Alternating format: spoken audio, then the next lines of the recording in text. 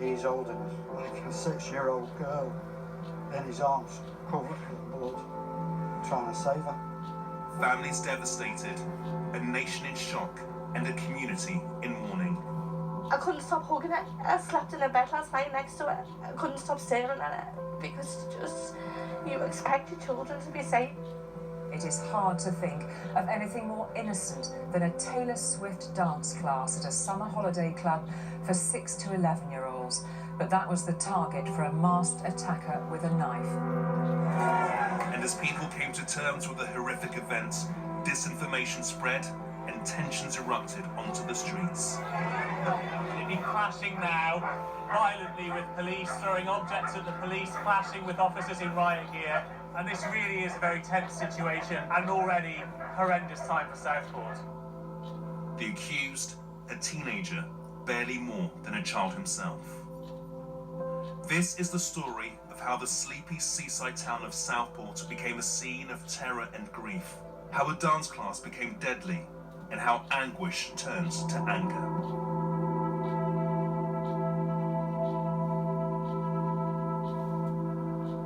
The horror began just before midday on the 29th of July, a week into the school holidays.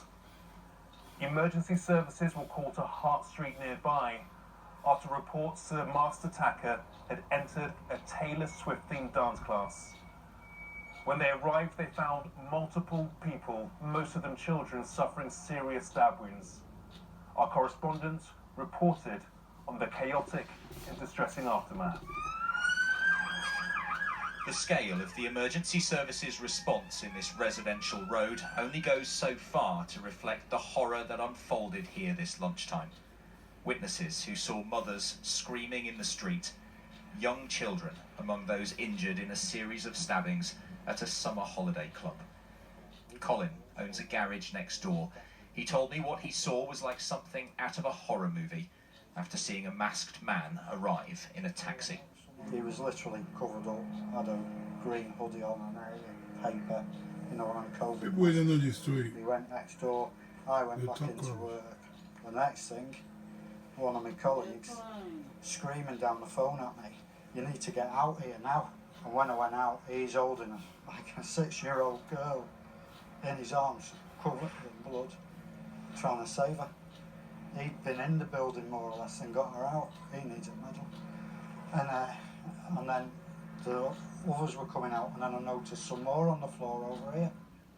The Northwest Ambulance Service said it had treated 8 people for stab wounds, some of them taken to Alderhay Children's Hospital, as Merseyside Police declared a major incident.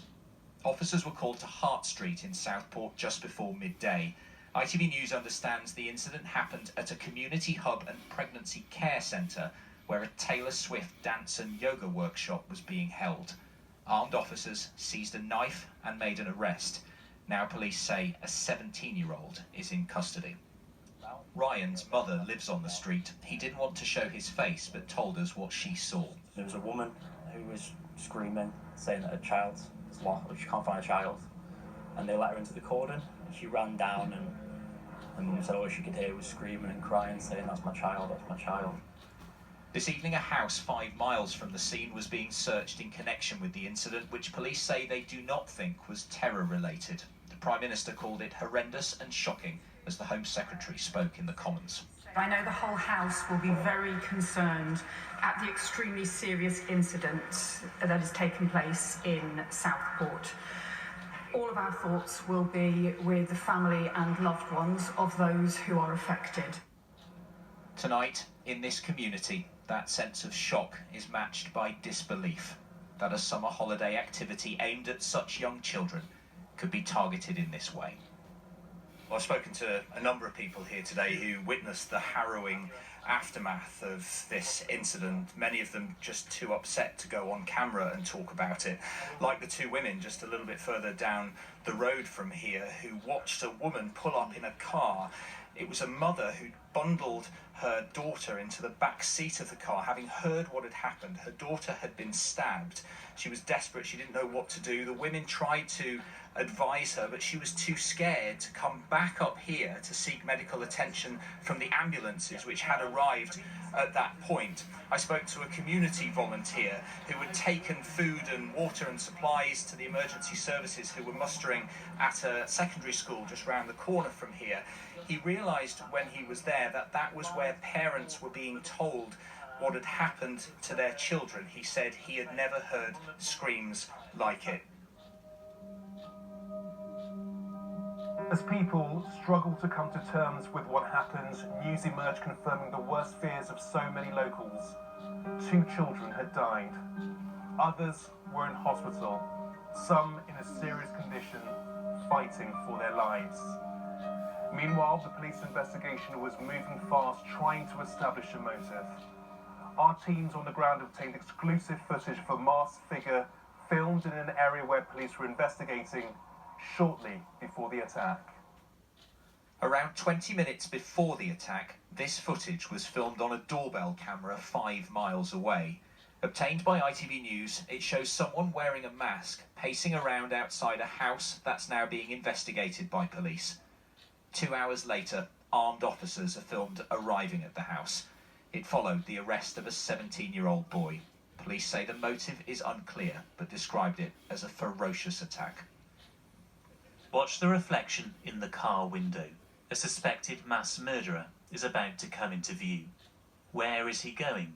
Hood up and face hidden behind a mask at just gone 11 on a sunny Monday morning. 5 minutes later, he returns, striding towards the direction he came from. This time, we see one hand hidden inside his hoodie, his face still covered with a mask.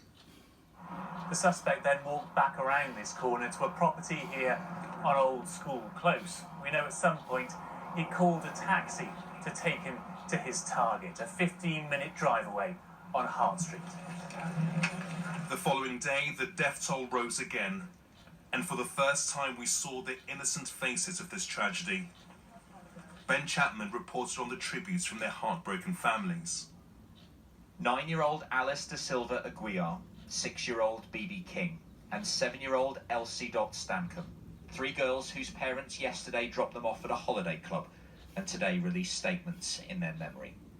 Alice's family said, "Keep smiling and dancing like you love to do, our princess.